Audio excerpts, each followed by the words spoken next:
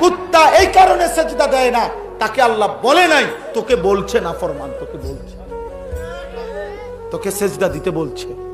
বিবেক থাকলে ঘরে যাইও না, এখন সেজদা দাও, এখন দাও, এখন, নাইলে মনে রাখবা ভাত খাইতে পারবা, দুনিয়া চলবে।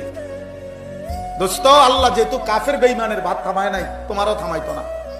আল্লাহ যেহেতু দুনিয়া ভাত মাছ চাল ডাল, দুনিয়ার অর্থ সম্পদ, দুনিয়ার নারী সন্তানাদি বাচ্চা কাচ্চা সার কি ব্যবসা, টাকা রোজগার ভোগ দুনিয়া, এটা যেহেতু মুশরিক কাফের বেঈমান নাস্তিক হিন্দু বৌদ্ধ ইহুদি খ্রিস্টান মুরতাদ আল্লাহদ্রোহী, আল্লাহই মানে না, আল্লাহকে স্বীকারও করে না, এমন নাফরমানকে যেহেতু আল্লাহ খাওয়ায় পড়ায় ঘুম পাড়ায় পেশাব পায়খানা করায় বউ বাচ্চা দেয় ভাত তরকারি দেয় বিল্ডিং দালান দেয়, তো তোমারে দিত না কা?